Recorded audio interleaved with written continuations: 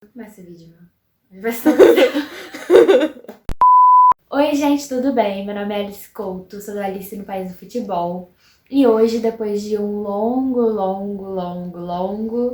período sem gravar, eu volto aqui para fazer uma resenha, mais ou menos, uma resenha sobre a nova série do Casagrande, que está aí dando o que falar na internet, no mundo do futebol. Eu, pessoalmente, sou muito fã do Casagrande, então eu tava muito curiosa pra ver a série e ver o que ia acontecer, né?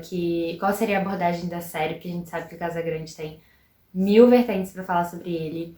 E ele é uma pessoa que não só, né, o futebol dele é icônico, mas a passagem dele pelo futebol como figura pública, política também é muito icônica, então eu queria muito ver qual seria a abordagem, especialmente num ano que Casagrande já sofreu ataques por se posicionar politicamente, que é uma grande parte da carreira dele, né, como comentarista, mas principalmente como jogador. Enfim, qual seria a abordagem da série, que é do Globoplay, e eu fiquei muito surpresa com vários aspectos da série, por isso eu queria destrinchar ela aqui pra vocês. E aí eu trouxe esse vídeo. Estou contando com a ajuda da minha prima, que está aqui de coprodutora, para me incentivar a gravar esse vídeo. Então, bora pra resenha.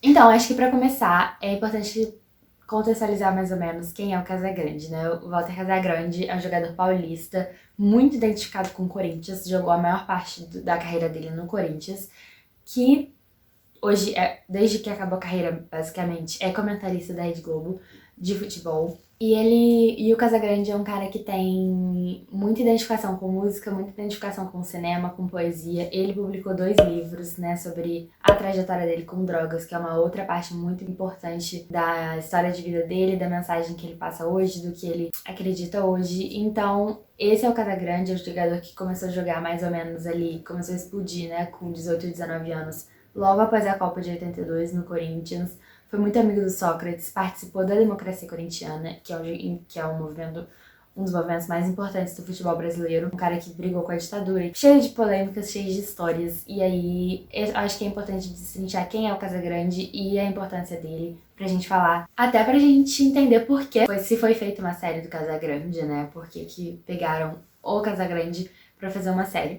Por todos esses motivos, né? Por tudo que ele é e por tudo que ele representa. A série é uma série documental, obviamente, né, que é sobre a vida dele, conta com a participação dele como narrador principal da história, então é uma série que, apesar de não ter sido produzida por ele, é uma série biográfica, né, uma série, um documentário, que conta ativamente com os documentários dele sobre todas as questões, sobre tudo que é falado, e é dividido em 4 episódios, de mais ou menos de 30 a 40 minutos cada um. Pelo Casagrande ser um grande fã de música, né, cada episódio tem o nome de uma música que mais ou menos se relaciona com o contexto de cada episódio. O primeiro episódio se chama Take Another Little Piece of My Heart, que é uma música da Janis Joplin, que o Casagrande diz que é o primeiro grande encontro musical que ele teve na vida, e ele fala isso logo no primeiro episódio, e é uma pessoa que ele é muito fã, que tem tudo a ver com ele também.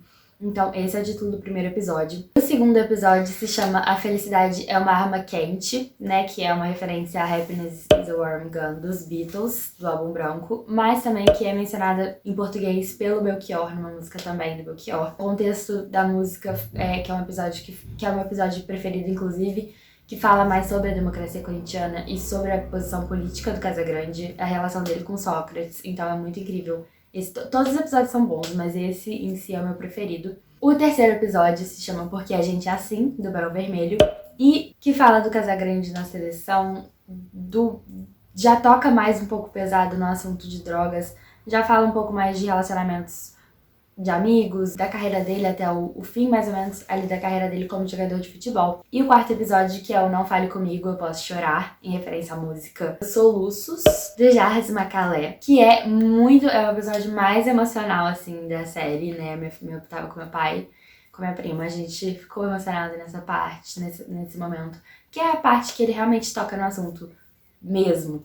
Droga, overdose, né? Todo o aspecto negativo, né, que é esse momento que ele viveu nos anos 2000 ali, que é de puro vício, né, má relação com a família e tudo que começou a desandar até o fundo do poço e a retomada, né, então são episódios assim, a série ela separa muito bem o que quer ser falado, o casal político, o casal jogador, o casal, enfim, que é dependente químico, o casal que que é coração, que é amor, que é, enfim, tudo é muito bem definido. A única coisa que eu senti um pouco de falta em relação à série é uma linha do tempo um pouquinho mais concisa, porque a série falta às vezes dar uma informação ali sobre ano, sobre... Porque a maioria dos casos dá, mas ali às vezes você fica meio confuso. Ah, isso foi quando? Isso foi antes ou depois de Copa? Antes ou depois disso? E aí falta um pouquinho, talvez, de uma linha do tempo um pouco mais concisa. Mas essa é a minha única reclamação, assim, do ponto de vista histórico da série, que é muito bem construído. A idealizadora da série e autora também é a Suzana Lira, né? A série é exclusiva do Globoplay. Nesses 4 episódios, para ilustrar mais ou menos a vida do Casagrande e a infância, coisas que não se tem imagens do que aconteceu desde a infância dele, que existem apenas algumas fotos 3x4, né, da juventude dele ali. Depois começam a aparecer mais fotos dele jogando, mas todas as fotos que aparecem ali, teoricamente seria pouca imagem para um documentário, né? Então é feito todo um recurso de animação especial pro Casagrande, com trilha sonora muito bacana, com muito MPB e muito rock. As músicas são muito bem colocadas ali em tempo e espaço.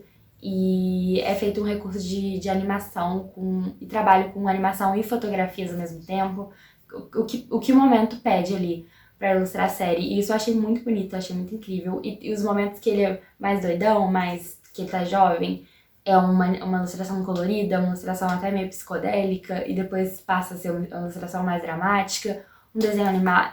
Não é bem um desenho animado, é uma meio imagem, meio desenho, uma coisa meio... Mas é uma animação, sim. E o que é muito lindo pra ilustrar a série, né? Porque ele é uma figura que ele tem a característica dele física, o cabelinho enroladinho, é uma coisa bem marcante dele. E isso ficou muito bonitinho, assim, desenhado, e ficou muito bem criado. E isso eu achei um recurso muito legal de imagem, porque, enfim, né, geralmente é muito raro ter esse em série documental, e mostra que foi uma produção que foi muito bem elaborada, muito bem trabalhada, como série exclusiva, né? Foi um material muito bem ali. Eles pegaram aqueles 4 episódios e fizeram um acervo de imagem excelente. Quando faltou a imagem, com muita criatividade, soluções muito bacanas para ilustrar aquilo ali que estava sendo falado. Um dos pontos que mais me chamou a atenção na série, de modo geral, assim, explicação bem ampla da democracia corintiana, o envolvimento dele, do Sócrates, do Valdir e dos outros jogadores, né, do Corinthians, que estão na série, que dão depoimento na série, né, e mostram ele como um símbolo, qual era o papel dele na democracia corintiana. Eu não vou falar muito pra não dar spoiler da série, né, vocês têm que assistir a série, mas conta a história da democracia corintiana, né, que pra quem não sabe foi um movimento no futebol nos anos 80, em plena ditadura militar, em que todos os funcionários do Corinthians votavam para que as decisões fossem tomadas, e isso ganhou jornais, ganhou mundo, ganhou mídia, porque era uma coisa impensável no Brasil, né, e foi feita, e foi muito importante até para a campanha das diretas já no final da ditadura militar. E, enfim, né, os jogadores estavam muito aliados à ideia de democracia, né, e tem um episódio quase inteiro dedicado a isso, ao que o Casagrande acreditava e a importância da democracia para ele, da democracia corintiana para ele, na vida dele, né, na formação de quem ele é, na relação dele com o Sócrates, que ele se espelhava muito no Sócrates, que a gente sabe é o principal nome da democracia corintiana, que é o nome que ameaçou sair do Brasil e saiu de fato, caso as diretas já não fossem aprovadas, que, enfim, que era o comandante ali, que era o nome principal da democracia corintiana, e que tinha uma relação muito próxima com ele, com o Casagrande. Então isso é muito bem explorado, muito bem contado, né, de maneira que tinha muitas coisas que eu não sabia, e eu acho que muita gente também não sabe, que gosta desse assunto, mas que não sabe. A gente tem o Adilson Monteiro Alves, que é o diretor de futebol da democracia corintiana, fala da relação dele com o Casagrande, de como ele chamou o Casagrande pro projeto. Em offs do próprio Sócrates, né, obviamente, né, antes de morrer, entrevistas que ele deu falando do Casagrande e da democracia, pra contextualizar, o que é muito legal. Nós temos o Vladimir, o Zé Maria, vários jogadores icônicos do Corinthians dessa época falando sobre isso, que constrói todo um cenário, né? E já pra vida pessoal do Casagrande, a gente tem os 3 filhos dele, a gente tem a Baby do Brasil, que é icônica, a participação dela é pequena, mas é icônica na série, muito divertida. E ela, né, até nos momentos mais difíceis ali, ela conta da maneira dela, né, do que ela viveu com o Casagrande.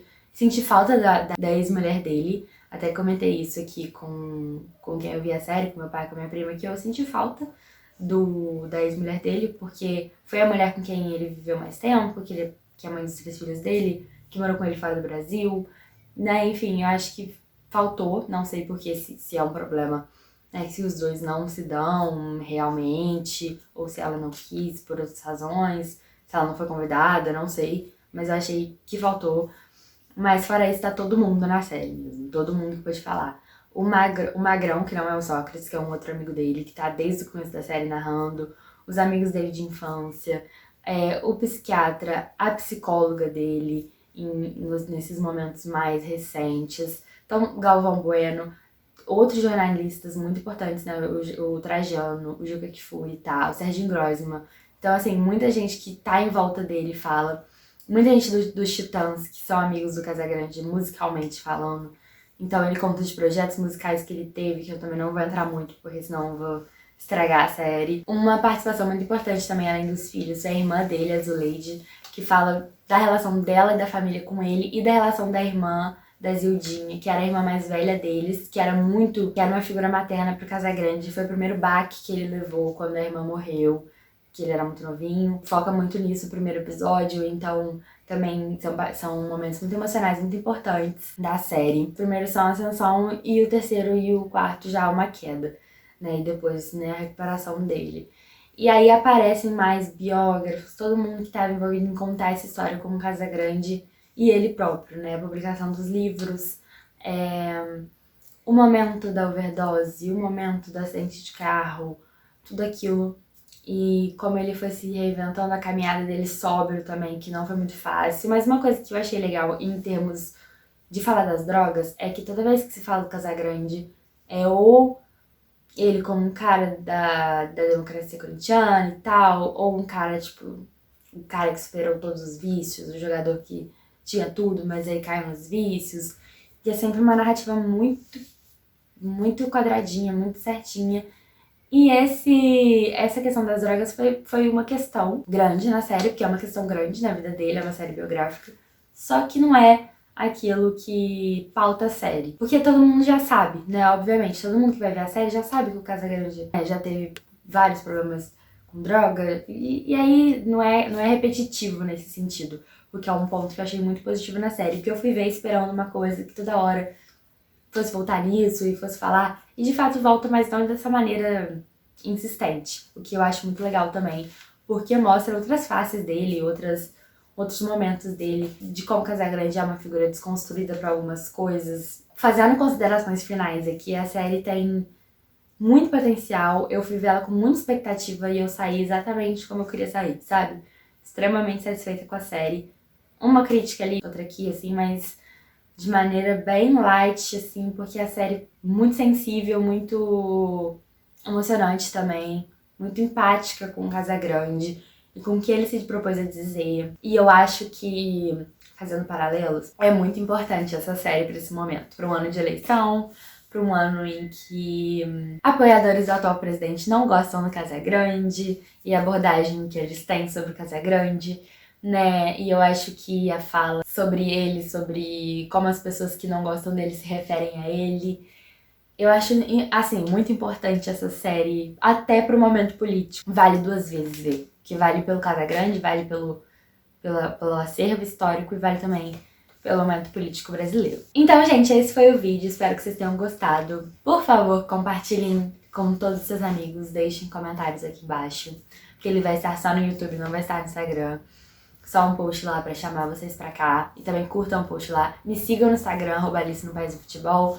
No Twitter, Alice M. Couto. E óbvio, se inscrevam aqui no canal.